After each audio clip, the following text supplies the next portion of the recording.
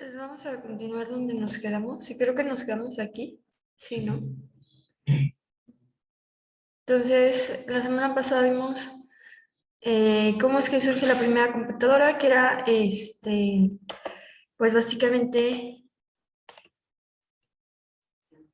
una calculadora gigante y lo que hacía pues era operaciones aritméticas.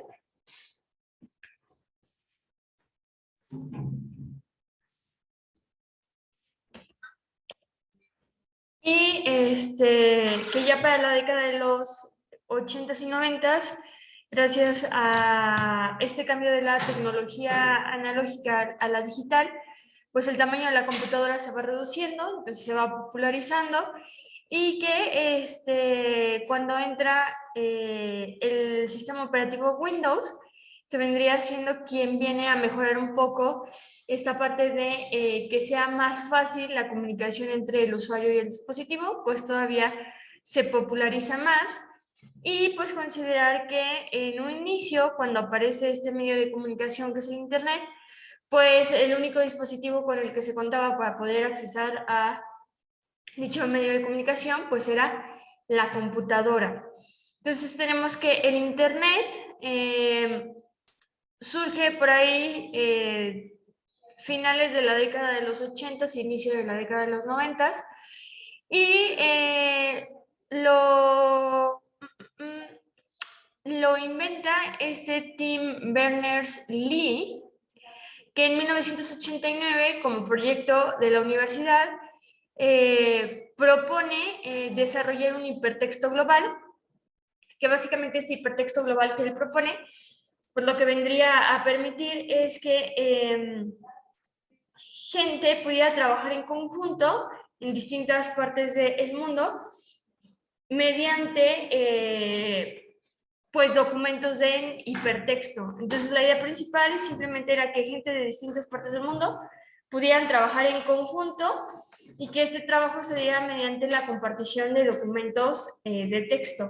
O sea, que la información se pudiera compartir mediante documentos de texto sin necesidad de, por ejemplo, el telégrafo o el correo, sino que fuera un poco más rápido y que fuera mediante cuestiones tecnológicas. Entonces,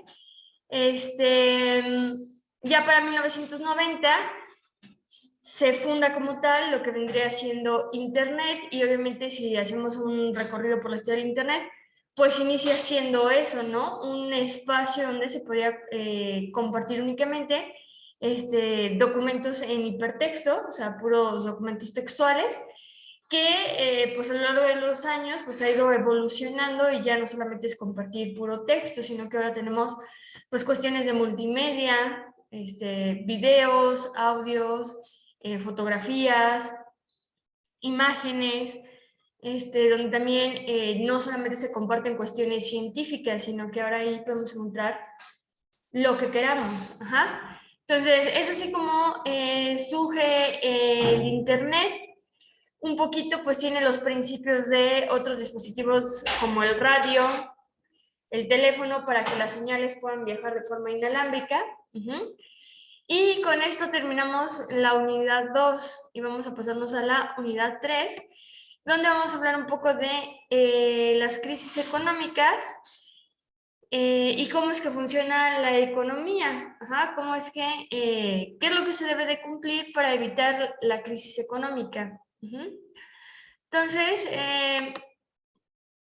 primero que nada, pues la economía es esa ciencia que se encarga de estudiar todo lo relacionado con las cuestiones de un bien o servicio.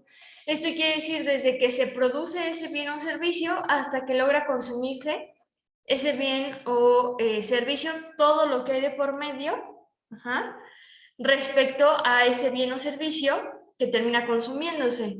Entonces,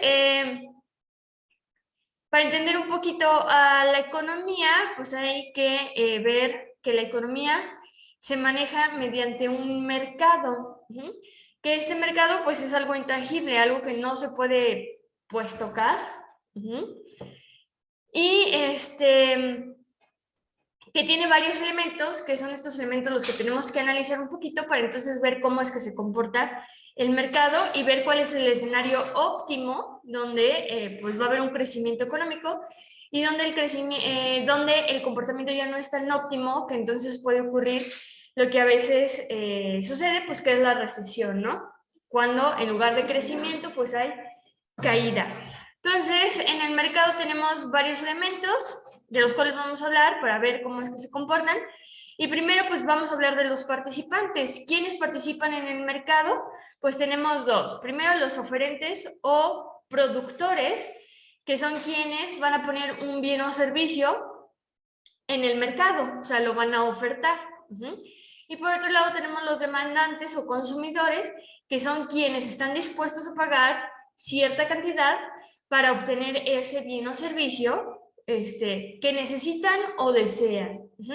Entonces tenemos estos dos participantes y luego vamos a tener otros conceptos que básicamente lo que nos marcan es cómo interactúan estos oferentes con estos demandantes.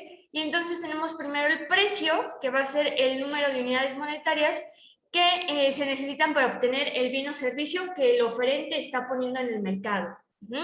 Luego tenemos el costo de producción, que es importante considerar el costo de producción por parte de los oferentes, porque a partir de eso ellos van a marcar su precio, en cuánto voy a dejar mi bien o servicio. El costo de producción es cuánto me sale producir uno de ese bien o servicio que yo estoy ofertando, porque a partir de ese costo de producción yo puedo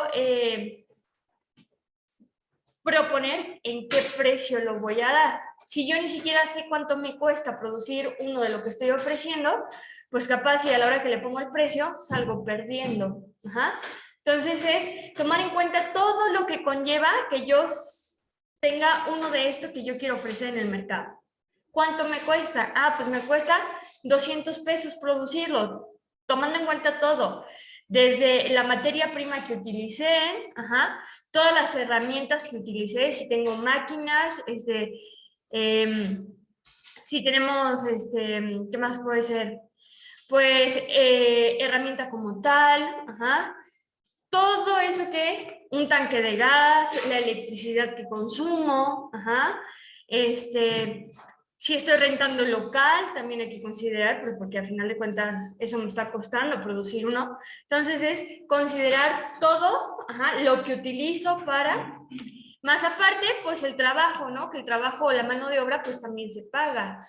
Entonces, sumando todo eso, decir, a ver, me salió en 200 pesos esto, y entonces ahora sí proponer el precio de venta, que vendría siendo, pues esto me costó 200 pesos, entonces sí o sí, pues lo tengo que dejar en 200 pesos, más aparte sumarle esa pequeña ganancia que yo quiero tener. Ok, me salió en 200 y quiero sacarle a cada producto 150, entonces su precio va a ser 350. Entonces, ahí tenemos el precio, el costo de producción y el precio de venta, que es el precio es el costo de producción, o sea, lo que me salió producir este bien o servicio que yo quiero ofrecer, más aparte ese margen de ganancia que yo quiero tener al ofrecer este producto. Y aparte de estos conceptos, pues vamos a tener otros dos, que es la oferta y la demanda. Entonces podemos ver que son dos palabras que derivan de oferentes y demandantes. Entonces tenemos que la economía, el mercado, se rige por el juego de la oferta y la demanda. ¿En qué consiste este juego de la oferta y la demanda? Pues básicamente es oferta, aquellos bienes o servicios que los productores ponen en el mercado. O sea, por ejemplo, si yo tengo mi puesto de elotes y yo todos los días mi presupuesto alcanza para poner 40 vasitos de elotes, entonces mi oferta son 40 vasitos de elotes. Y la demanda, pues son todos esos bienes o servicios que los consumidores están dispuestos a pagar, a consumir. Entonces, a lo mejor yo de oferta pongo 40 vasitos de elotes y mi demanda puede ser 40 vasitos de elotes, pero también puede ser nada más 20 vasitos de elotes o pueden ser 60 vasitos de elotes. Entonces, la demanda es qué tanto quieren mi producto los consumidores. ¿Cuántos bienes y servicios me están consumiendo pues los demandantes. Y entonces tenemos que este juego de la oferta y la demanda casi siempre se analiza, o su punto de partida es a partir del precio. Entonces, lo que yo tomo en cuenta es el precio que tiene el producto, y a partir de eso voy a analizar qué tanta demanda tiene. Pero ahorita vamos a ver que no es el único factor que me puede alterar la oferta y la demanda, sino que hay más factores que pueden alterar que mi producto tenga menor demanda o que tenga mayor demanda. Entonces, si yo tomo el precio como punto de partida, pues lo lógico y como siempre se comporta el mercado es que si yo subo el precio de mi producto, bien o servicio, la demanda baja. Entre más caro yo de mi bien o servicio, mi demanda va a ir bajando. Y que entre más baja el precio, la demanda va a ir subiendo. Y esto lo vamos a observar en la siguiente gráfica, pero para que veamos que en esta gráfica yo estoy tomando en cuenta el precio. Entonces, en el eje de las Y, que es el eje vertical, el que está parado, lo que yo voy a estar marcando es el precio. Entonces puedo tener un precio 1 y un precio 2.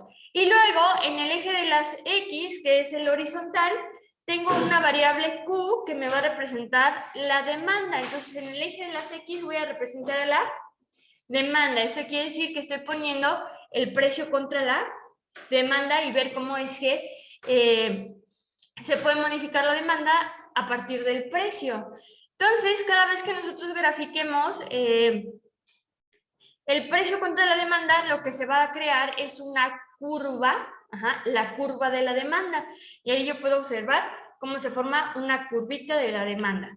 Entonces, yo puedo analizar que mi precio 1 me da un valor determinado para la demanda que es Q1. Eso quiere decir que si yo manejo un precio 1, mi demanda va a llegar hasta Q1.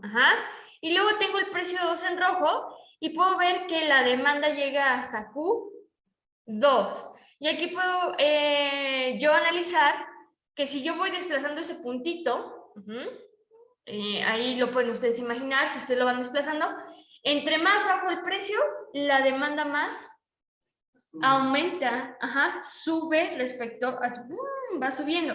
Y entre más subo ese precio, la demanda va a ir bajando.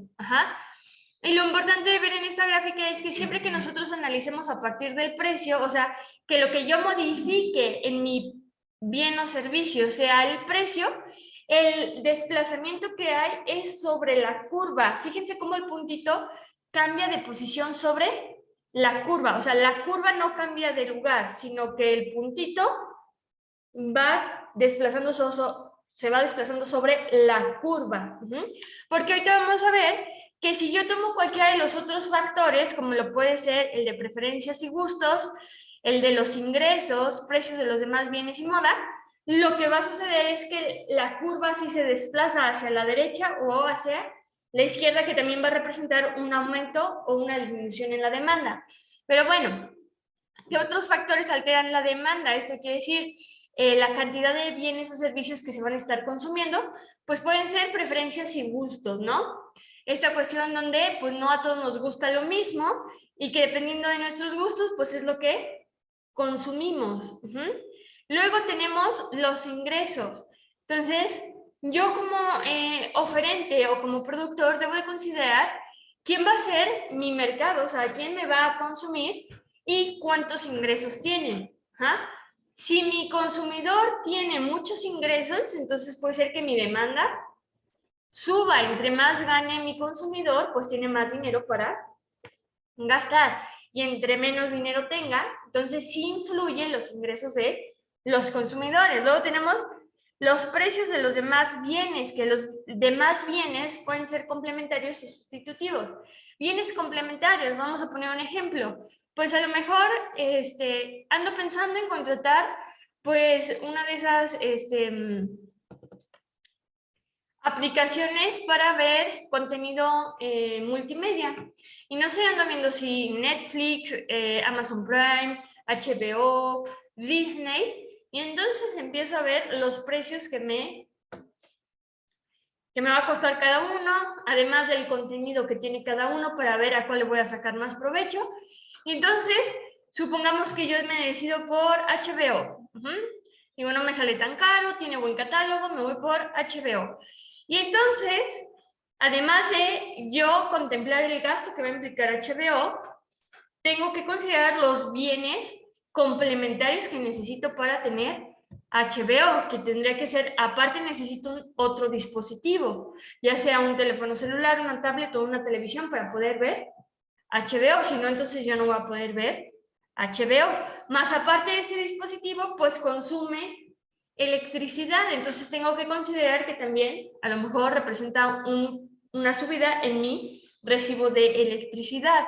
Entonces esos son los bienes complementarios, es decir, el hecho de que yo consumo un bien o servicio casi siempre conlleva que se necesitan otros bienes complementarios para yo poder hacer buen uso de este bien o servicio. Y luego los bienes sustitutivos, otra cosa que se toma en cuenta, pues es la competencia. ¿Con qué puedo sustituir ese bien o servicio? Y si hablamos del ejemplo, pues yo ya les mencioné varios ejemplos de que no solo existe una plataforma para poder ver contenido multimedia, sino que existen un millón de plataformas y que pues tengo que competir contra ellos para que el consumidor me quiera elegir a mí.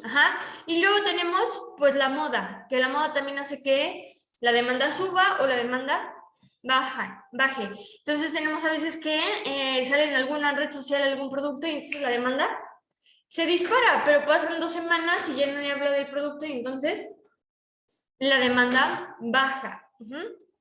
Entonces, vamos a ver, a partir de estos otros factores que nosotros analizamos, espérenme tantito.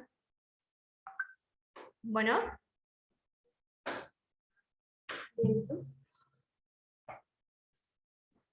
¿Qué pasó?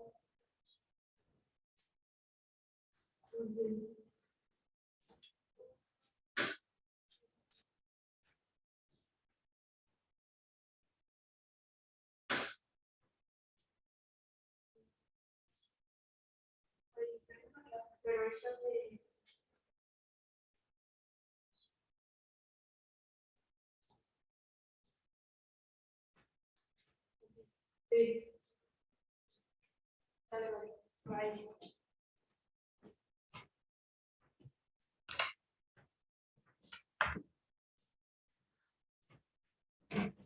Entonces, vamos a analizar qué sucede cuando tomamos cualquier otro factor que no sea el precio. O sea, ya vimos que efectivamente pues el precio sí influye en que la demanda sube o baje. Pero pues, ¿en qué otros casos se puede ver un aumento de demanda sin necesidad de que yo aumente ese precio? Es decir, mi precio se va a mantener fijo, pero ¿qué otros factores pueden hacer que esa demanda pues suban?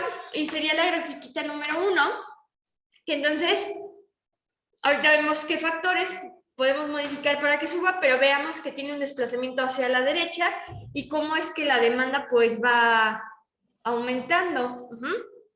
Entonces, tenemos que, para que aumente la demanda, para que mi curva de demanda se pueda desplazar hacia la derecha y esa demanda aumente, pues tenemos que los bienes sustitutivos aumentan su costo. Esto quiere decir que la competencia aumenta su costo, entonces puede ser que la gente me busque más a mí porque tengo un menor costo de mi bien o servicio. Que los bienes complementarios disminuyan sus precios o de plano no existan. O sea, que mi bien o servicio no necesite de otro bien complementario, o que esos bienes complementarios pues, no sean tan caros, o sea, su costo no esté tan elevado o que no represente pues realmente un gasto extra muy grande. Y que pues exista un aumento en el ingreso de los consumidores. Esto quiere decir que al consumidor le empiece a ir mejor económicamente y entonces pueda empezar a consumir mi bien o servicio.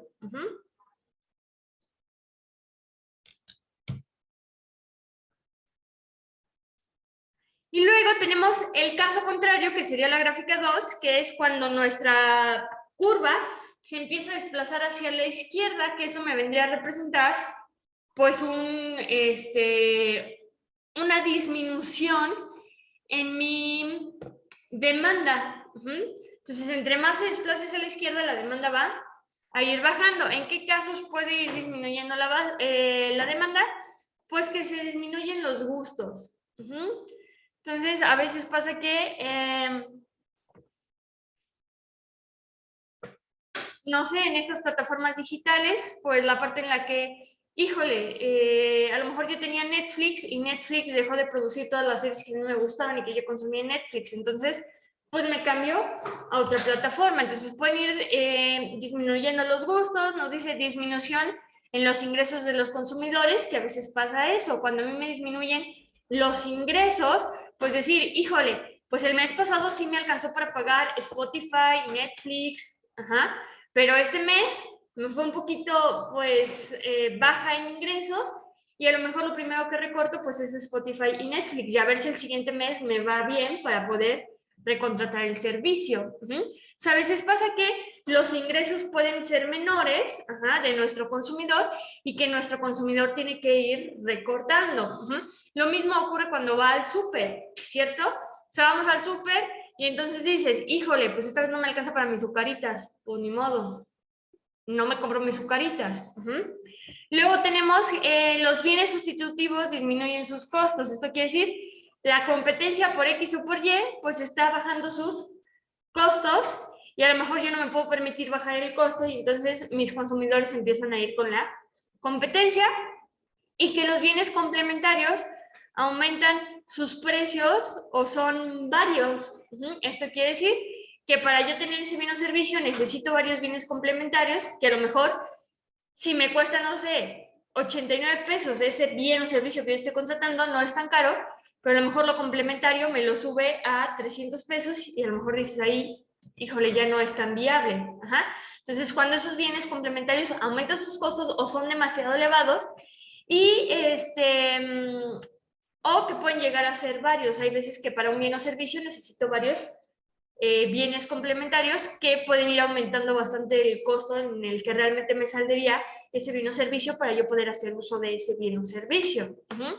Entonces, ya vimos qué sucede con la demanda, cómo es que puede subir, cómo es que puede bajar, y ahora vamos a ver la otra parte del juego de la oferta y la demanda, que sería a la oferta. Entonces, la oferta también puede aumentar y también puede disminuir. ¿Cómo es que vamos a tener un aumento en oferta? ¿Cómo es que un productor puede llegar a tener un aumento en oferta? Pues primero, que exista disminución del costo de producción. Vamos a poner un ejemplo. ¿Qué sucede si yo decido poner mi puesto de elotes y yo digo, ok, yo todos los días voy a invertir únicamente 600 pesos? Y con esos 600 pesos, pues a ver cuántos vasitos de elotes puedo sacar al día, obviamente considerando todo, ¿no? Entonces, yo ya estimé mi costo de producción, y mi costo de producción es que cada vasito de elote a mí me va a estar saliendo en 15 pesos. O sea, producir cada uno de estos sale en 15 pesos. Esto quiere decir que si yo pongo al día 600 pesos, entonces al día yo voy a poder sacar a la venta 40 vasitos de elote. Y así me pasó el primer mes, segundo mes, tercer mes, cuarto mes, y para el quinto mes yo me doy cuenta que estoy gastando de más en ciertos productos. Me empiezo a dar cuenta que la mayonesa la estaba consiguiendo a un precio un poco caro, que el queso, la crema, el elote, y encuentro mejores proveedores. Y entonces, pues se me baja el costo de ciertas materias primas. Y luego me doy cuenta que a lo mejor es innecesario tener 2 personas atendiendo el carrito, que con uno es más que suficiente. Entonces ya reducí costo en cuanto a mano de obra. Entonces decir, ok, ya empecé a reducir, y ahora con estos ahorros que empecé a tener en la producción, pues ahora cada vasito me sale en 10 pesos. Y entonces, como yo voy a seguir invirtiendo día con día 600 pesos, pues ahora en lugar de 40 me pueden salir 60 vasitos, porque logré disminuir ese costo de producción. Entonces, antes que me salían 15 cada vasito, pues me salían 40. Y ahora que logré que el vasito me saliera a 10 pesos, ahora puedo producir 60 vasitos de elote al día. Ajá. Entonces es así como puedo aumentar la oferta, o me dice que aumento en la mejora tecnológica. ¿Qué esto quiere decir? Pues la parte de pues implementar mejores herramientas, que estas herramientas pues lo hemos visto a lo largo de la historia en la cuestión de la industria, que puede mejorar 100% la producción. O sea que al principio dicha herramienta, o maquinaria, pues me puede generar un buen gasto y que me puede salir cara, pero que si lo vemos a largo plazo, pues es una inversión que a final de cuentas me va a ayudar a mejorar mi producción. Esto quiere decir que hay maquinaria que me ayuda a producir más rápido. En lugar de producir 10 vasitos en una hora, ahora produzco 20 vasitos en una hora. Entonces, en eso me puede ayudar, o puede ser que me ayude a reducir costos. También la maquinaria puede llegar a ser a largo plazo, pues que empiece yo a reducir costos, que es mucho lo que pasa en la industria, o lo que se vivió durante las revoluciones, la primera revolución industrial, que era empezar a sustituir la mano de obra por maquinaria. Pues sí, de entrada la maquinaria me va a salir cara, pero a largo plazo me voy a ahorrar un montón de sueldos, porque una máquina me está haciendo lo que 10 trabajadores. Y es lo que sucede a veces. Vamos a poner otro ejemplo, con un panel solar. Los paneles solares, pues, son un gasto. El yo implementar en mi casa paneles solares, pues me va a resultar un gasto, pero que a la larga, a un largo plazo, a un mediano o largo plazo, lo que se busca, pues, es que mi recibo de la luz baje. Y entonces ya tener por muchos años consumo de electricidad prácticamente solar, donde el sol nadie me lo cobra, que a lo mejor de entrada si el panel solar me costó una buena lana, o poner varios paneles solares me costó una buena lana, pero que a lo largo lo voy a ir recuperando, no pagando luz, o pagando lo mínimo de luz, que después pues va a generar, en lugar de ya recuperé mi inversión, y ahora sí va a ser un ahorro. Entonces eso es lo que puede llegar a ser si yo en mi negocio, pues mejoro la tecnología. Y luego, ¿cómo es que disminuye la oferta? Pues va a ser lo contrario. Cuando en lugar de disminuir el costo de producción, pues se me aumenta el costo de producción. Esta cuestión donde a lo mejor estoy pasando por, o no, México está pasando por una recesión económica. Entonces, ¿qué sucede con los precios? Pues ¿qué? Se suben, y entonces a lo mejor el vasito de elote pues ya no me sale en 15 pesos, ahora me sale en 20 pesos, entonces lo lógico es que yo el precio lo tenga que subir. Y tenemos pues el caso en el que se disminuye en la mejora tecnológica, o sea, no invertir en esas cuestiones de tecnología que me van a ayudar ya sea a reducir el costo de producción o mejorar la producción, y entonces empezar a producir más en menor tiempo. Entonces eso puede ser que también disminuya la oferta. ¿Qué es lo que sucede, por ejemplo, con los negocios locales? Los negocios locales no tienen tanta oferta. ¿Por qué? Porque no cuentan con la maquinaria con la que cuenta Coca-Cola. Que Coca-Cola, no sé cuánto, pero al minuto de producir un montón de refrescos. Y que si yo quiero poner una empresa de refrescos, pues obviamente jamás voy a poderle competir a Coca-Cola en cuanto a la oferta. ¿Qué pasa con vamos a poner un ejemplo bien claro? ¿Qué pasa con y por qué el precio de la ropa, es que no le quiero poner un nombre incorrecto, pero podemos decir la ropa artesanal, bueno, la que venden con bordados y de varios grupos indígenas, a con la ropa que yo puedo consumir en cualquier tienda de Plaza San Luis? Pues que la diferencia del costo es que la ropa artesanal, pues su producción es muy baja. ¿Por qué? Porque es gente quien la hace. Y en cambio, la ropa de toda tienda de Plaza San Luis, pues obviamente son máquinas que al minuto generan un montón de prendas idénticas, y que entonces su precio puede, que a veces ni siquiera es más barato que una prenda artesanal, pero es esta cuestión donde se puede tener una buena producción, ajá, o se puede ampliar la oferta, o sea, yo puedo poner un montón de oferta, y los casos en donde pues la oferta es muy poca, pues porque no se cuenta con la maquinaria o porque en este caso es como se hacen ese tipo de prendas, ajá, que a lo mejor perdería su valor artesanal si empezamos a meter maquinaria a que replique un montón de veces ese tipo de prendas. Entonces, lo que sucede con este juego de la oferta y la demanda es que vamos a ver tres cuestiones. Ajá. Entonces, ¿cuándo es que la economía va a estar todo bien y funcionando al 100 y que entonces nosotros vamos a ver un crecimiento económico? Y esto, ojo, hablando desde una empresa hasta nivel país. Acuérdense que como países nosotros somos vendedores, ajá, nosotros somos oferentes de mucha, en este caso, al ser país en desarrollo, de mucha materia prima, ajá, y que a su vez hay muchos demandantes que buscan esa materia prima. Entonces, ¿cómo es que buscamos que esté en equilibrio y que entonces realmente sí represente un crecimiento, ajá, en lugar de un desequilibrio en la economía? Pues nos dice que lo óptimo es que nosotros lleguemos a un precio equilibrio.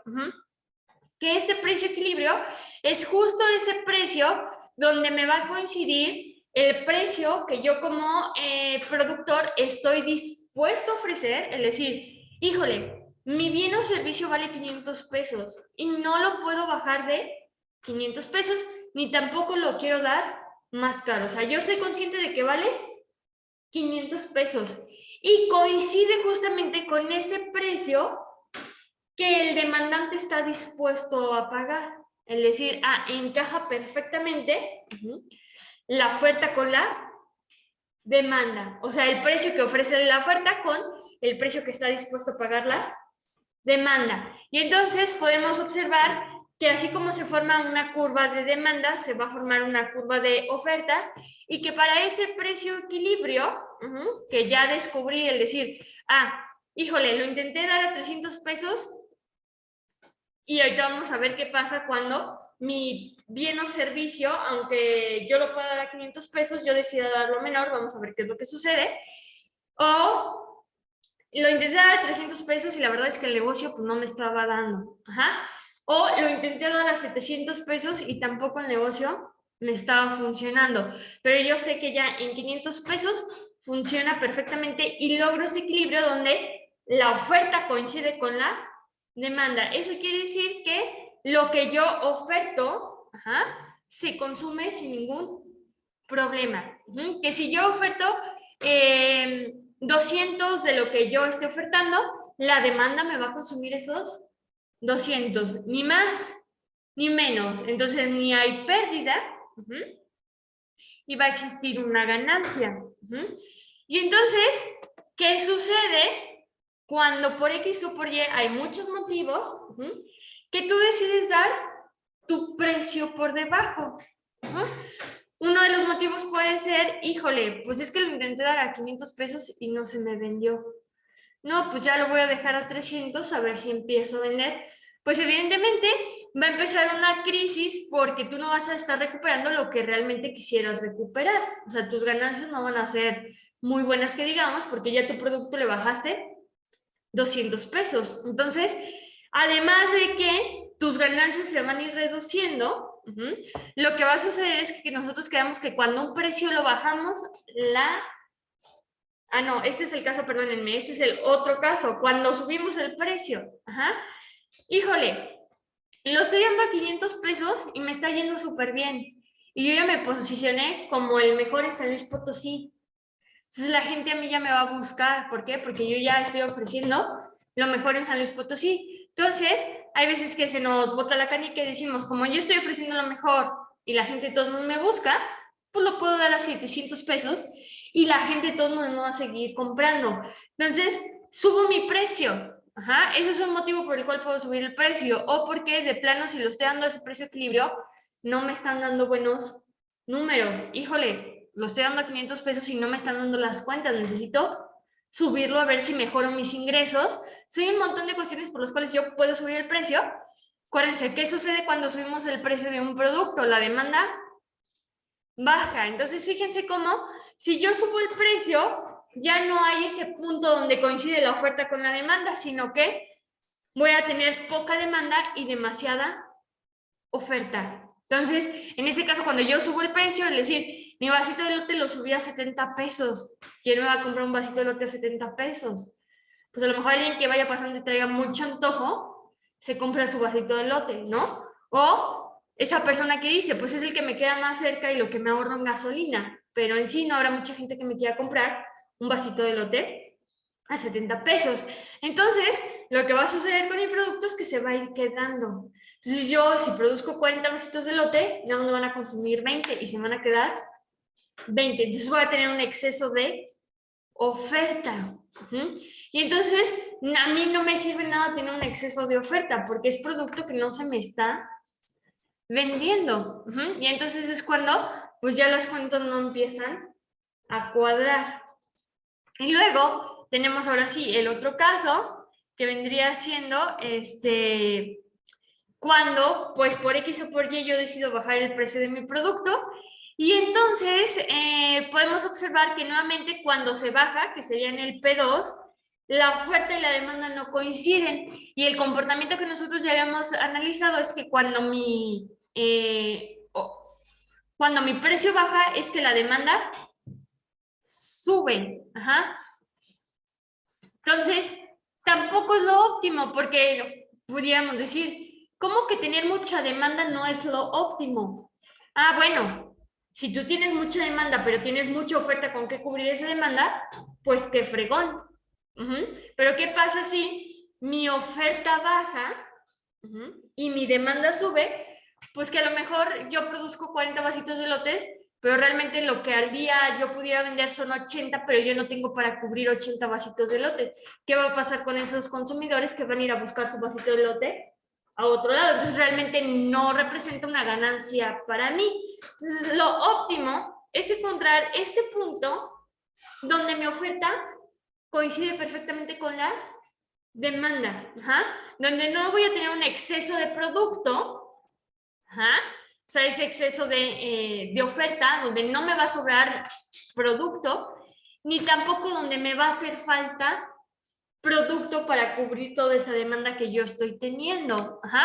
Entonces, así es como se comporta la economía, lo que más o menos se va buscando, y les digo que esto se puede llevar a nivel país, que hay que recordar que nosotros como país somos exportadores y somos importadores, y que lo ideal pues es buscar ese precio equilibrio para que nuestra materia prima, en este caso que es lo que producimos en México, pues esté vendiendo a un buen precio y realmente esté generando pues cierta ganancia en cuanto a economía para México como país.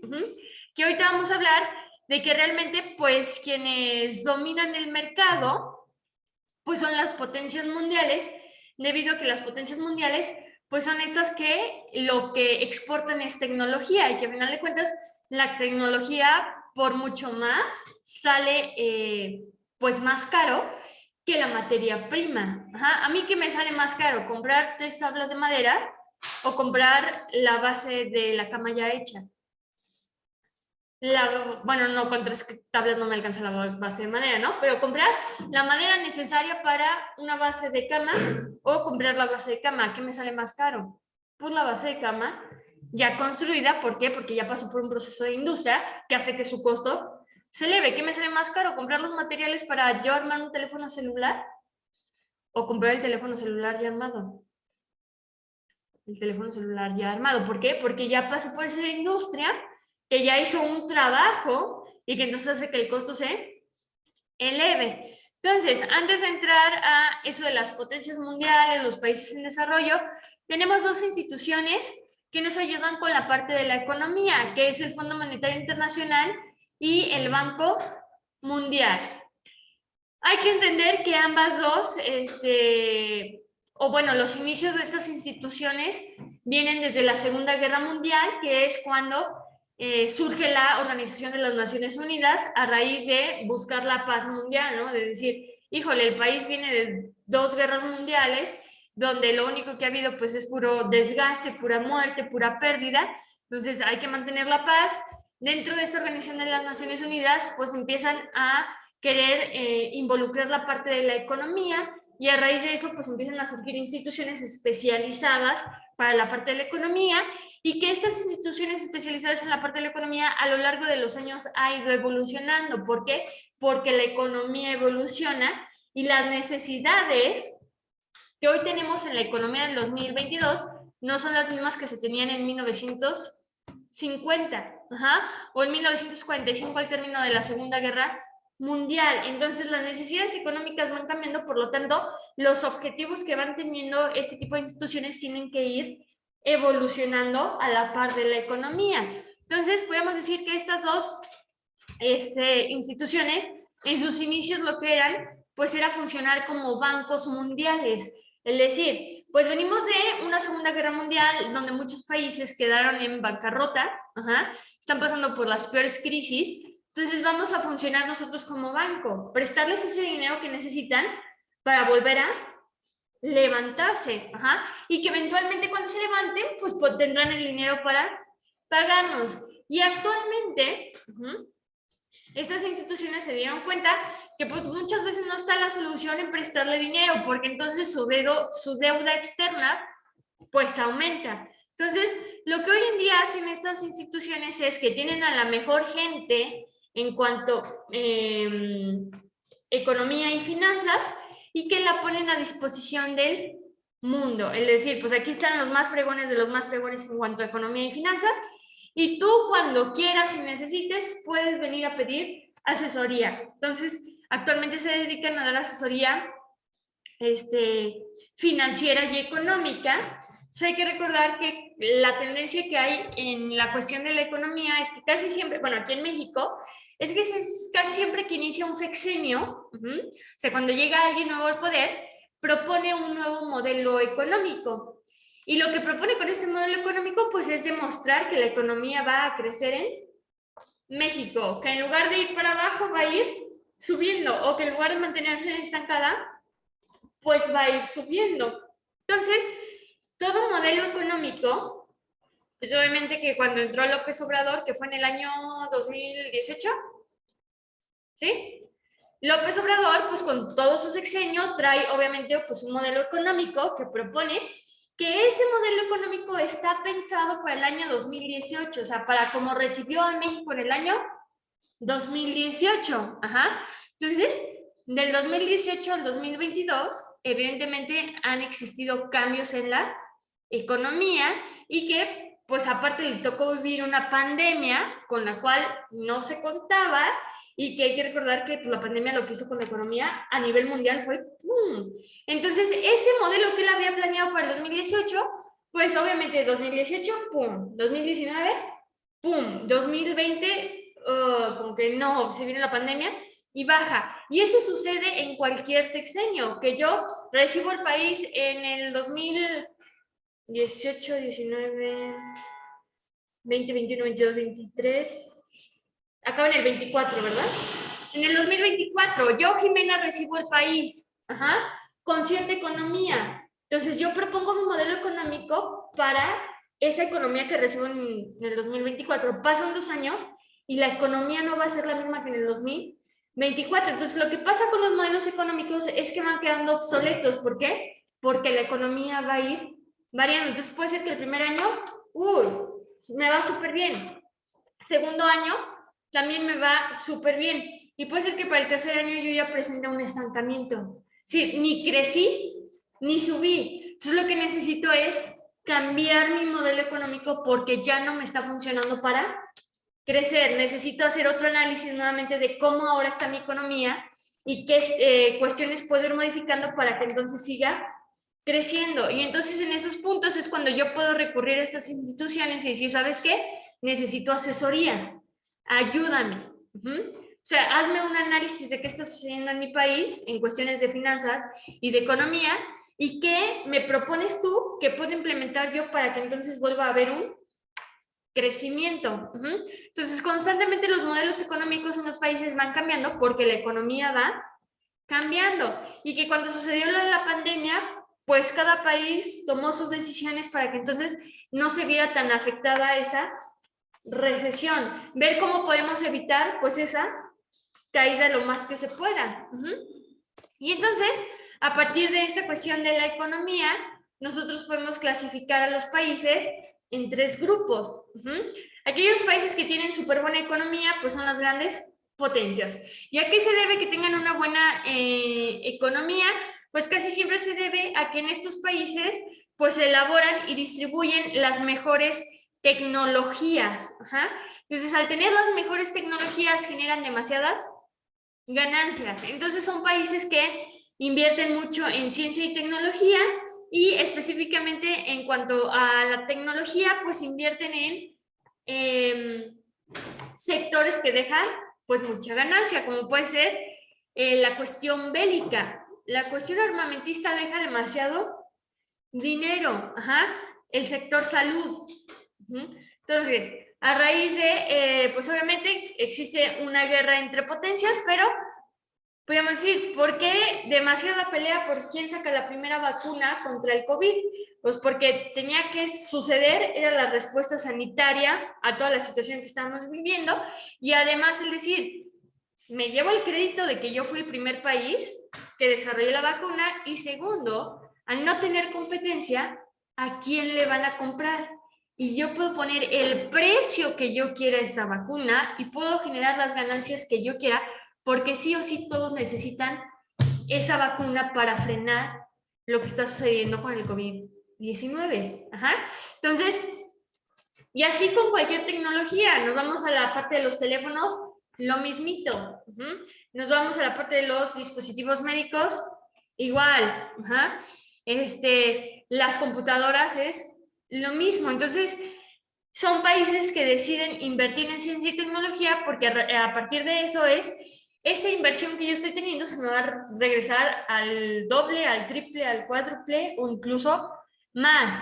Y nos dice aquí que pues son los que definen las reglas del juego. Entonces, ¿quiénes ponen las reglas del mercado? Estos países.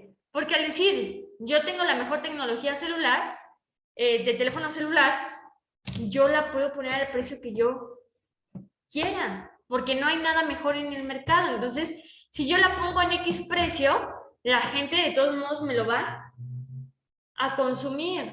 Así tenga que trabajar 4 quincenas sin tener un gasto para ahorrar para su teléfono, me lo va a comprar.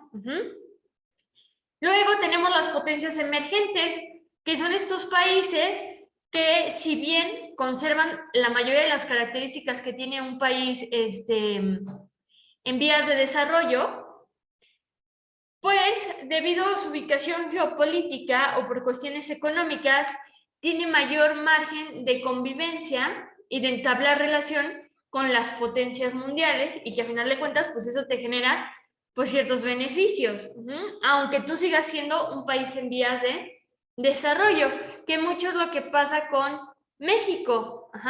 O sea, pues podríamos decir que de toda América, sin contar a Estados Unidos y a Canadá, pues podríamos decir que, pues entre comillas, somos los terceros a los que nos va mejor. Bueno, ahí podríamos estar compitiendo contra Brasil, porque Brasil también tiene gran importancia en América, ¿no? Pero con todos los demás países latinoamericanos, ahí estamos Brasil y nosotros entre tercer y cuarto lugar. Y respecto a nosotros es gracias a la ubicación geopolítica. Esto quiere decir que somos vecinos de Estados Unidos y que entonces, únicamente por esto, pues necesitamos mantener buena relación con Estados Unidos, y que Estados Unidos nos contempla en muchos acuerdos y tratados que a nosotros nos benefician. Y así hay varios países que, pues por su ubicación o por algún punto de su economía, las potencias voltean a verlo y dicen, ¿sabes qué? Aunque tú no eres potencia, yo quiero hacer acuerdos contigo. Vamos a platicarlo y vamos a ver qué podemos hacer para que te beneficies tú y me beneficie yo. Entonces, estas son las potencias emergentes. Y luego tenemos los países en desarrollo, que son aquellos pues que básicamente son pocos los beneficios que reciben por parte de la economía, debido a que su función es ser exportadores de materia prima e importadores de tecnología. Entonces, lo que yo les decía es, pues aquí... ¿Qué fue? Fue el control. Gracias. Entonces, lo que yo les decía es, lo que sucede en México y en gran parte de Latinoamérica, si no es en toda Latinoamérica, más aparte tenemos mucha región en África y en Asia, que son países en desarrollo, que lo que sucede es que nosotros exportamos materia prima. O sea, de aquí sale la madera, sale el metal, salen ciertos minerales, ¿vale? Fruta, o sea, sale todo eso. Y entonces los países, pues obviamente, que tienen buena industria, compran nuestra materia prima y lo que van y hacen, por ejemplo, en Estados Unidos, pues que con nuestra materia prima, ¡pum!, el mejor teléfono que existe en el mercado. Computadoras, productos enlatados, coches, ajá. Y entonces, obviamente, si nosotros les vendimos, no sé, a 10 pesos, bueno, es muy barato, supongamos a,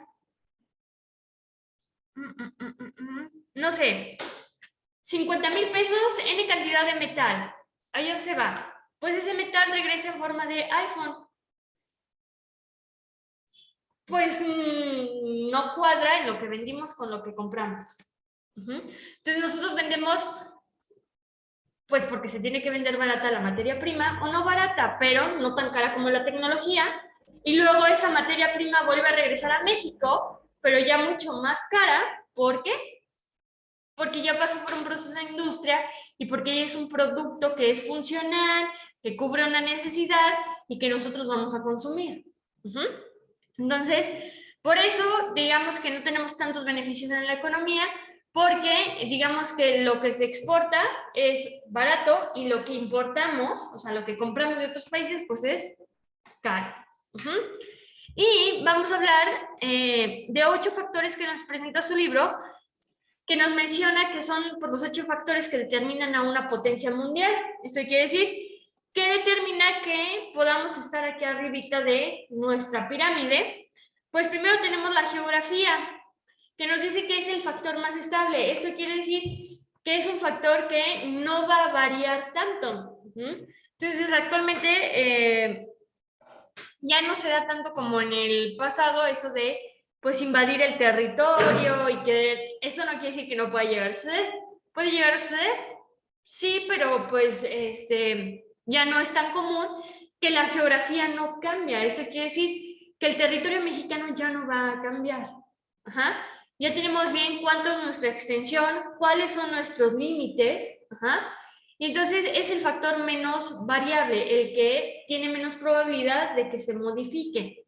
Y nos dice que pues influye tener una amplia extensión, esto, tener un buen territorio, tener buena situación geográfica. Lo que les decía es, pues voltear para arriba y ver quién es mi vecino. Ajá. O a lo mejor estoy justo en medio por donde pasa un canal y ese canal conecta 10 países y entonces tengo relevancia geográfica.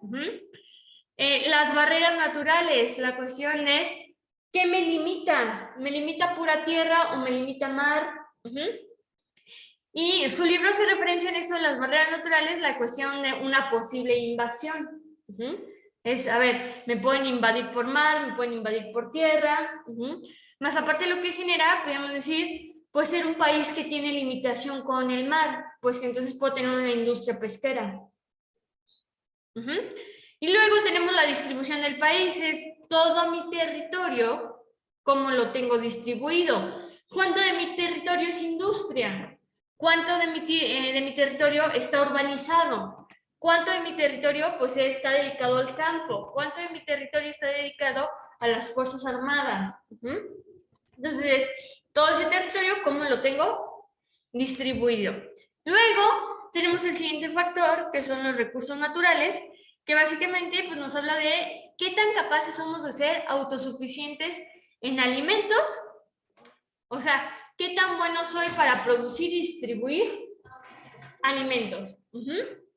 Y segundo es, qué tan capaz soy con esos recursos naturales que yo produzco en mi país, yo mismo, ponerlos al servicio dentro de mi país de una estructura económica más compleja que vendría siendo la industria. Esta cuestión de qué tanto de mi recurso natural o de mi materia prima no mando al extranjero para que ella se transforme, sino que se transforme aquí adentro. Luego hablamos de la capacidad industrial, que hay que considerar la capacidad de innovación. ¿Qué tanto invierto yo en innovación? Esta cuestión de, pues sí, aunque actualmente yo cuento con la mejor tecnología, no quedarme atorado, porque a lo mejor, ¿qué hubiera pasado con el iPhone aquel año, a principios de los 2000, cuando sale el primer iPhone? ¿Qué hubiera pasado si la compañía Apple no decide invertir en innovación? Pues que a lo mejor hubiera quedado como BlackBerry. En su momento BlackBerry, todo el mundo quería un BlackBerry. ¿Y qué sucedió con BlackBerry? Pues no supo innovar su teléfono. Entonces, pues BlackBerry seguirá existiendo, pero ya no es lo que fue por ahí de los años 2000, 2010. Y en cambio, ¿qué hizo Apple? Pues que invirtió en la innovación y su teléfono ha ido innovándose y que no se quede estancado. No porque ahorita saqué el iPhone 3 el año pasado y es el mejor, no por eso me voy a quedar con los brazos cruzados a ver qué pasa. No, necesito innovar mi propio dispositivo. Luego, la calificación de la fuerza de trabajo es qué también trabaja en mi industria, qué también está preparada la gente que tengo dentro de mi industria. Luego tenemos la calidad de la industria y la organización empresarial. Otro factor que hay que considerar para las potencias mundiales es la preparación militar. Entonces nosotros podemos voltear a ver a las potencias mundiales actualmente y todas cuentan sí o sí con un buen ejército. Que, pues básicamente eso es estar preparado para una guerra mundial. ¿Y qué es lo que sucede? Pues que Estados Unidos el día que quiera puede atacar a quien quiera. Entonces tenemos la preparación militar, que básicamente incluye la tecnología bélica. Y yo les decía que la tecnología bélica, aunque no estemos en una tercera guerra mundial y haya pasado mucho tiempo y no haya existido una tercera guerra mundial, la tecnología bélica es un negociazo. ¿Por qué? Porque hay muchos países que, aunque no se vive en guerra, consumen esta tecnología y no para venderla al público en general, sino para estar preparados en caso de que suceda. Híjole, pues ahorita no necesito misiles, pero ¿qué pasa si mañana alguien me declara la guerra o me tengo que unir a un bando? Necesito estar preparado. Entonces, también es la tecnología bélica, la capacidad que tengo en innovar en esa tecnología. Dice aquí que el liderazgo de las Fuerzas Armadas y la cantidad y calidad de las Fuerzas Armadas. Esto quiere decir es qué tan numeroso es mi ejército y qué tanta calidad tiene, o sea, qué tan preparados realmente están para una guerra. Entonces podemos hacer la comparación de lo que sucede aquí en México en cuestiones de Fuerzas Armadas contra lo que sucede, por ejemplo, en Estados Unidos o en Corea, Rusia, China, que en muchos países pues es obligatorio enlistarte a la cuestión del ejército, ¿no? Y hay otros países como Estados Unidos que confía demasiado en su nacionalismo, en su patriotismo, que dicen no necesito obligarlos, ellos solitos llegan a querer enlistarse para defender a su país en caso de una posible guerra. Entonces van 4, nos vueltan otros 4, donde vamos a tener a la población, que básicamente considerar que un país que es poco poblado, o sea, que no tiene buen número de población, pues es difícil que pueda llegar a ser una gran potencia. ¿Qué ejemplos podemos poner? Canadá y Australia, que en todos los demás factores, pues todo súper bien, pero que les ha costado y que iban paso a pasito luchando por llegar a la cima de esa pirámide, pues poder llegar a esa cima de la pirámide por su población, que es una limitante. Y entonces actualmente pues estos dos países pues empiezan a proponer para ver cómo pueden solucionar ese problema. ¿Y qué limitante genera el no tener una población extensa?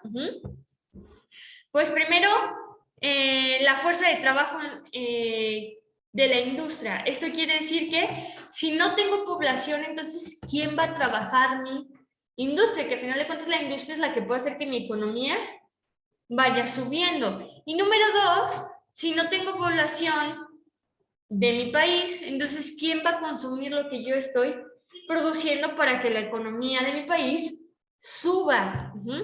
Entonces, estos países ahora lo que empiezan a implementar, pues es tener un poco abiertas las puertas para que gente de otros países se quieran ir a su país a trabajar y pues que obviamente te prometen el cielo, el sol y las estrellas diciéndote vas a tener mejores oportunidades de trabajo, tu calidad de vida va a aumentar.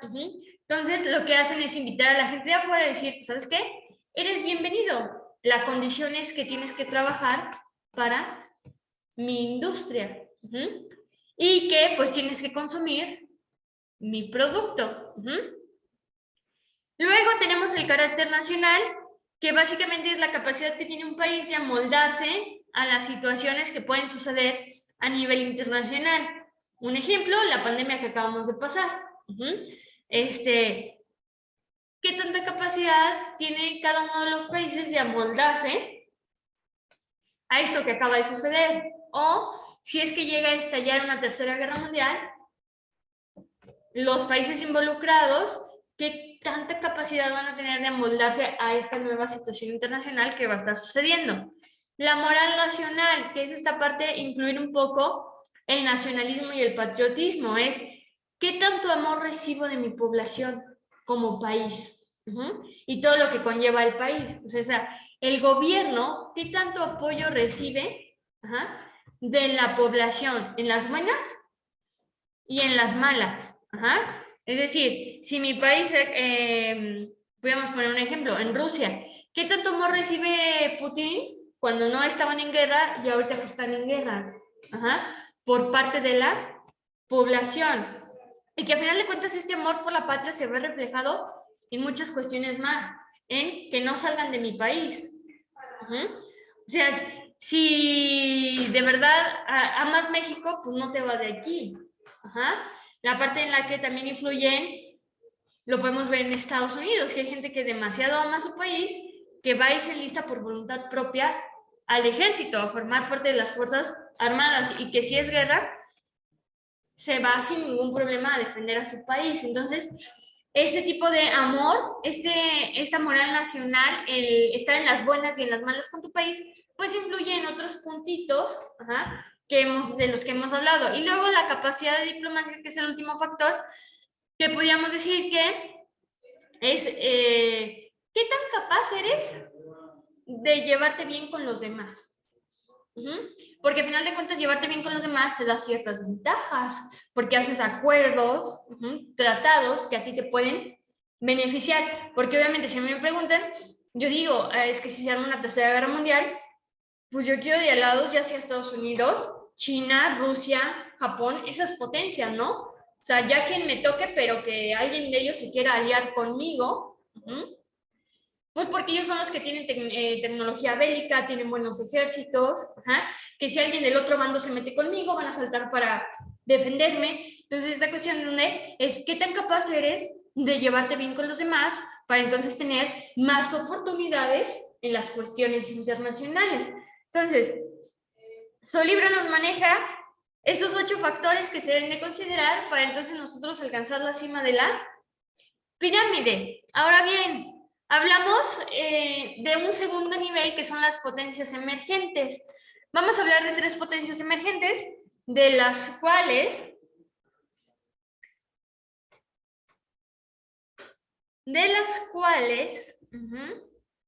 una ya es potencia mundial. ¿Qué es lo que sucede? Que hace 10 años, pues este país, 10, 12 años, pues este país no era potencia mundial, Y nada más les recuerdo pues que su libro ya es un poquito viejito, es por ahí como del año 2010, 2012, que entonces pues en ciertos datos ya viene un poco retrasado, pero pues a final de cuentas su examen viene de su libro. Pero nada más considerar que la siguiente potencia emergente que vamos a ver, pues actualmente ya es una potencia mundial. Entonces, la primera es la India, donde pues vamos a ver qué fortalezas tiene para poderse impulsar como una potencia y cuáles son sus debilidades que a lo mejor no hacen posible que den ese salto. Entonces nos dice aquí que tiene buena innovación tecnológica, que tiene exportaciones a la alza, que tiene buena producción de cine, crecimiento en empresas automotrices, consultoría empresarial, empresas de call center,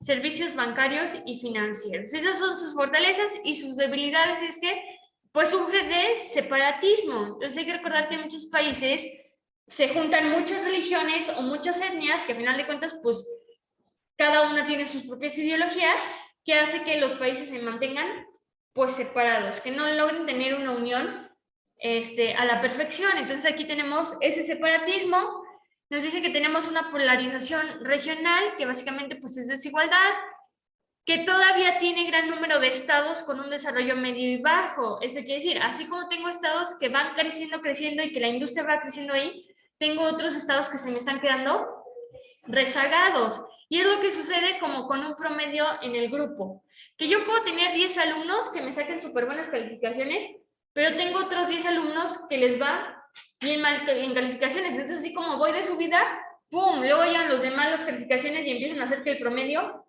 baje. Lo mismo aquí sucede. El tener estados que todavía tienen desarrollo medio bajo, pues hacen que no se alcance bien esa subida en cuanto a economía. Y nos dice que el Producto Interno Bruto per cápita es muy pequeño si se compara con potencias tradicionales. Entonces, creo que en su materia, la otra que están llevando, miren lo que es el Producto Interno Bruto, ¿o no? ¿Cómo, perdón? El Producto Interno Bruto, el PIB, ¿no? Bueno, el Producto Interno Bruto, o PIB, es el indicador socioeconómico que nos sirve para medir la riqueza de un país. Entonces, a veces en las noticias, o yo lo puedo buscar en Google, en las noticias todos los días dan este Producto Interno Bruto, que lo que representa es el crecimiento en riqueza. ¿Cuánto ha crecido México en riqueza o cualquier país en un periodo de tiempo? Entonces a lo mejor puede ser por trimestre, por bimestre, al año. Entonces nos dan un porcentaje y es el porcentaje de riqueza que subió México. Entonces podríamos decir que este indicador es ponerle un numerito a ese crecimiento económico que tienen los países y al final de cuentas los numeritos nos sirven para compararnos. Entonces es decir, México tuvo un crecimiento económico del 3%. A ver, vamos a ver en las potencias, ¿no? Pues Estados Unidos del 8%. Y entonces ya nos podemos ir comparando. Entonces, básicamente el Producto Interno Bruto es la riqueza que tiene México. O sea, suma todo lo que tiene México en cuanto a riqueza. Y entonces, pues ahí existen dos tipos, ¿no? Que vendría siendo el de monetario, que sería pasar todo lo que yo sumé, pasarlo a cuánto vale en dinero. Y pues tenemos otro que es a partir de bienes, o sea, la riqueza de México es cuántos hospitales tiene. Y la riqueza de Estados Unidos es lo mismo, cuántos hospitales tiene, cuántas escuelas tiene, cuántas empresas de automóviles tiene en su industria. Entonces se va sumando, y ese es el Producto Interno Bruto. Y entonces, pues obviamente si empecé con 1 millón, y ahora tengo 1.200.000, pues es hacer, ahí hay una formulita donde se aplica la formulita y se saca ese porcentaje que hubo de crecimiento de 1 millón a 1.200.000 en X periodo de tiempo. Y luego el Producto Interno Bruto per cápita, el per cápita, su traducción es por cabeza. Eso quiere decir que la riqueza que se sumó, ese Producto Interno Bruto que yo ya calculé, se divide entre el total de los habitantes de dicho país. Esto quiere decir, como ciudadano mexicano, ¿cuánto me toca de esa riqueza que tiene México? Entonces está el Producto Interno Bruto, que es la riqueza, la sumatoria, y el Producto Interno Bruto que, per cápita, que vendría siendo es toda esa riqueza que ya sumé, la voy a dividir entre todos mis ciudadanos para ver cuánto le toca a cada uno. Entonces, nos está diciendo que este Producto Interno Bruto per cápita, que a la hora que hacen esa división, pues está bajo comparado con potencias tradicionales como Estados Unidos, Japón, y que ahorita con el siguiente ejemplo que veamos, vamos a ver por qué en muchos países el Producto Interno Bruto per cápita tiende a ser bajo, aunque económicamente les vaya muy bien, que es el caso de China. Entonces, hace algunos años China era una potencia emergente, o sea, no llegaba a ser el monstruo que hoy en día es. Entonces, China estaba escalando ahí en la pirámide para poder llegar hasta la cima, y entonces por aquí tiene sus fortalezas, que tiene altas tasas de crecimiento económico, que tiene recepción de inversiones extranjeras, que era, bueno, en esa época pues era el principal y todavía es el principal exportador del mundo. O sea, esto quiere decir que es el principal país que anda mandando producto para todos lados, que tiene creciente influencia política internacional y presencia de la cultura en varios países. Sus debilidades, la centralización del poder. Hay que recordar que China, y lo vimos, vivió una revolución donde se instaló un gobierno comunista, y que en China todavía tienen bastantes ideas de gobierno comunista, y que esto hace que el poder se centralice. La falta de transparencia y corrupción en algunos sectores, la desigualdad social, económica y interregiones, en la afectación del medio ambiente por la industrialización. Entonces también China lo que tiene es que es el país pues más contaminado a nivel mundial, y todo esto por la industria que viene manejando. Y hay que recordar por qué se considera esto como una debilidad, porque a lo mejor ustedes dicen, ay no, mientras a mí me vaya súper bien, pues qué me importa que el país esté bien contaminado. Esto de la contaminación de un tiempo para acá entró en el índice de desarrollo humano, que básicamente pues mide la calidad de vida que tú vas a tener en cualquier país que tú decidas vivir. Entonces, pues se toman varios factores, y dentro de esos factores se toma la contaminación, porque sí o sí eso afecta tu calidad de vida. Entonces, pues sí afecta, o sea, sí es una debilidad de que China sea el país más contaminado. Y por último, pues que su Producto Interno Bruto per cápita nuevamente está bajo en comparación de Estados Unidos, Europa y Japón. Entonces vamos a ver qué sucede con China. ¿Por qué, a pesar de ser uno de los países que tiene la mejor economía, y como lo dice aquí, es el principal exportador del mundo, o sea que la mayoría de lo que compramos dice Made in China, es porque aún así su Producto Interno Bruto per cápita está por debajo? Y hay veces, y si mal no recuerdo, en su libro, no sé si en esta materia o en la otra que están viendo, viene una gráfica como por muchos años ese Producto Interno Bruto per cápita hasta está por debajo de México, sino que en México no tenemos ni tantito la economía que tiene China. ¿Qué es lo que sucede? Que yo les dije que la riqueza que suma el país se divide entre los habitantes. Y otra desventaja que tiene China, pues es que es el país más poblado del mundo. Entonces acuérdense que en una división, entre más grande sea el número entre el que voy a dividir, más pequeño se hace el resultado. ¿Qué es lo que sucede? Que en México tenemos 10 pasteles, pero estos 10 pasteles los dividimos entre 2. Es un ejemplo con números pequeños, porque luego ni las operaciones las voy a hacer yo si pongo números grandes. Los divido entre 2, entonces ¿cuántos pasteles nos tocarían? 5 pasteles. ¿Qué pasa en China? Ah, ok, sí, tengo 50 pasteles, tengo mucho más pasteles que en México, pero esos 50 pasteles los tengo que dividir entre 20.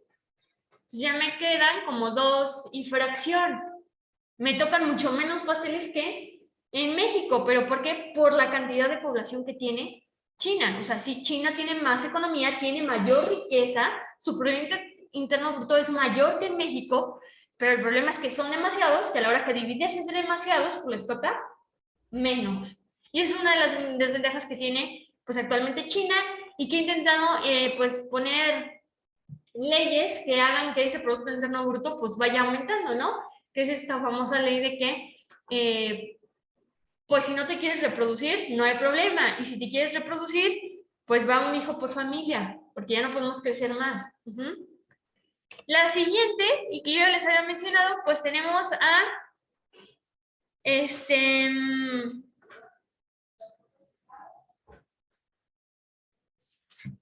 Brasil, ajá, que en Latinoamérica es quien mayor presencia tiene a nivel mundial, y nos dice que sus fortalezas pues es que el líder en Mercosur, UNASUR y Sudamérica, que tiene importantes logros tecnológicos, que aparte tiene buena extracción de petróleo de aguas profundas, becas de posgrado para estudiantes brasileños y políticas para disminuir las brechas salariales. ¿Qué sus debilidades? Pues que existe la desigualdad económica, bajo nivel educativo, altas tasas de criminalidad, corrupción gubernamental y alta dependencia.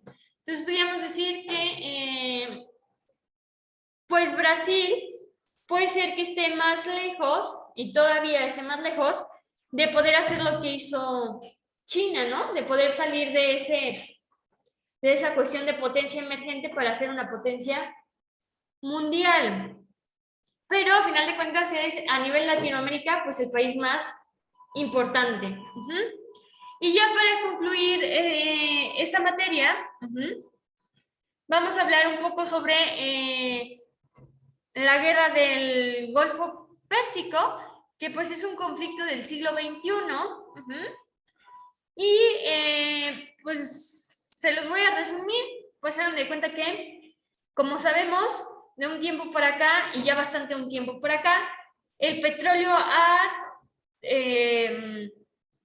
representado pues gran importancia en el mercado. O sea, muchas veces relacionamos el petróleo con riqueza. Entonces, vamos a decir que todo este conflicto de la guerra del Golfo del Pérsico, pues la causante fue el petróleo. Entonces, ¿qué es lo que sucede? Pues que el Medio Oriente pues tiene bastante petróleo, y ciertos países occidentales, hablamos países en plural, pero casi siempre nada más es Estados Unidos, pues obviamente siempre quiero lo que los demás tienen, ¿no? Entonces, es decir, pues quiero tu petróleo. Entonces, ha intentado intervenir militarmente varias veces ese Medio Oriente con el único objetivo de pues poder abastecerse de petróleo sin hacer ningún gasto. Entonces, el conflicto empieza de esta manera. En 1999, Irak viene de una guerra contra Irán, contra su vecino. Y entonces, al término de esta guerra, Irak se declara en crisis económica. Entonces, Irak empieza a buscar soluciones para salir de esa crisis económica, y una de esas soluciones es decir, oye, ¿saben qué? Pues tenemos muy buen petróleo.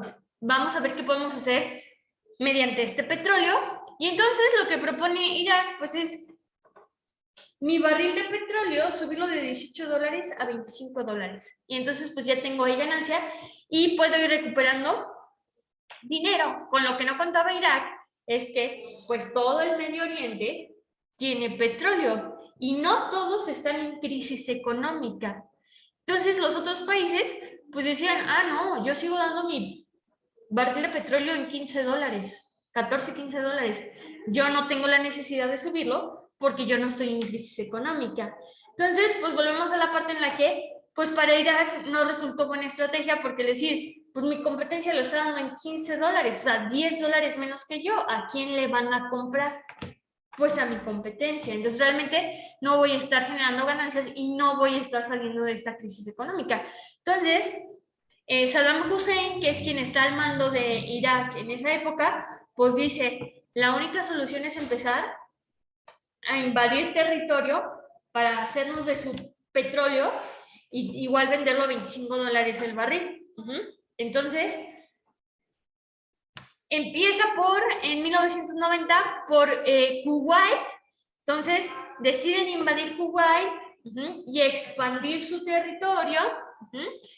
Y hasta ese momento todo iba bien, o sea, el plan de Irak iba a la perfección, pero en esa época ya empezaron a recibir más amenazas por parte de Estados Unidos, de, oye, te voy a invadir, te voy a invadir, te voy a invadir. Y obviamente el trasfondo de todo esto era de, te voy a invadir, pero voy tras tu petróleo. Ajá. Entonces, lo que hace este Hussein, pues es decir, ¿saben qué? Pues vamos a armar una guerra santa, aquí todos los países del Medio Oriente, y entonces Estados Unidos no tiene por qué llegar a participar en esta guerra santa. Hay que recordar que la guerra santa es aquella que tiene por medio un motivo religioso. Ajá. Entonces hay que recordar que el Medio Oriente actualmente todavía vive pues bastantes guerras por cuestiones religiosas, por territorio, que es decir, es que aquí pisó David y a mi religión le corresponde porque somos descendientes de David. Y entonces este territorio a mí me toca. Entonces Hussein dijo, ese es el motivo perfecto. ¿Por qué? Porque Estados Unidos no se tiene que meter. ¿Por qué? Porque ni son musulmanes, ni son islámicos, ni son de ninguna religión involucrada aquí en el Medio Oriente. Entonces no van a poder competir. Ajá, no van a poder pelear por este territorio por cuestiones religiosas. Entonces, como ya hemos visto anteriormente en varios conflictos, pues a Estados Unidos todo esto le vale y dice, ¿sabes qué? Pues yo me voy a unir a Kuwait, que lo invadiste, y voy a defender Kuwait fingiendo pues ser su aliado, pero lo único que quiero es evitar que tú tengas tu guerra santa y te hagas de todo el territorio. Entonces Estados Unidos decide apoyar a Kuwait, entonces tiene ataques hacia Irak que duran aproximadamente 47 días. En 1991, tras pasar esos 47 días, Irak decide retirarse de Kuwait y dice, ¿sabes qué? Quédate con tu petróleo, yo tengo mi propio petróleo, ya veré cómo le hago. El conflicto sigue todos estos años, y lo que había de por medio pues era pues el petróleo, hasta llegar pues 10 años después, en el 2001, que pues lo que ya sabemos lo que sucedió en el 2001, que es el atentado del 11 de septiembre hacia las Torres Gemelas, que Estados Unidos pues declaró abiertamente que fue Irak quien atentó contra las Torres Gemelas y contra el Pentágono, estrellando aviones. Pues a raíz de eso, culpan a Irak. ¿Quién estaba al mando de Irak? Pues Hussein. Entonces a Hussein, pues decide Estados Unidos, pues ir tras él, y pues tiempo después es apresado por las tropas estadounidenses, es enjuiciado y pues sentenciado a muerte.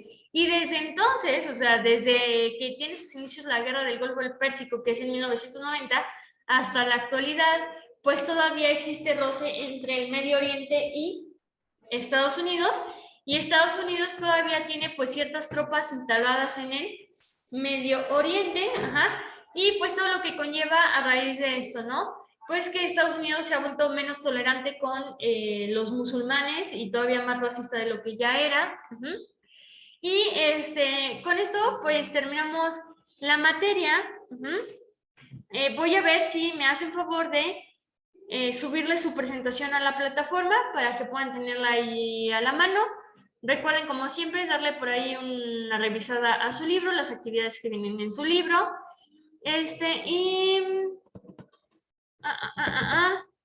Pues ya sería todo, nada más esperando pues que sí les pasen la presentación.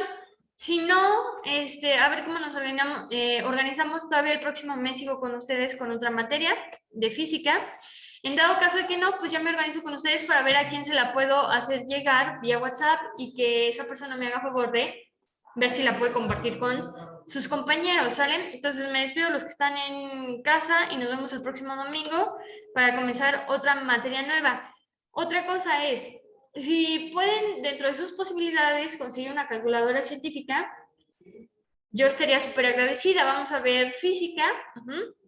Y es importante que aprendamos a utilizar esta herramienta, porque muchas veces pasa que todo lo que hago en el papel está bien, pero a la hora que lo paso a la calculadora científica, sale mal. Entonces, si podemos adquirir una calculadora científica, hay calculadoras científicas desde los 100 pesos, no les estoy pidiendo la más cara ni la marca que me grafique, nada. Lo único que necesitamos es, sí vamos a hacer operaciones aritméticas, pero pues necesitamos que incluya los paréntesis, las potencias, que a lo mejor nuestra calculadora del teléfono celular se ve un poco limitada, porque hay que recordar que el teléfono celular no está pensado para hacer calculadora, que viene, pero Si pueden por ahí, y si no, pues vemos qué se puede hacer con el teléfono celular, ¿sale? Ahora sí ya me despido de los que están en casa, nos vemos el próximo domingo, que les vaya bien.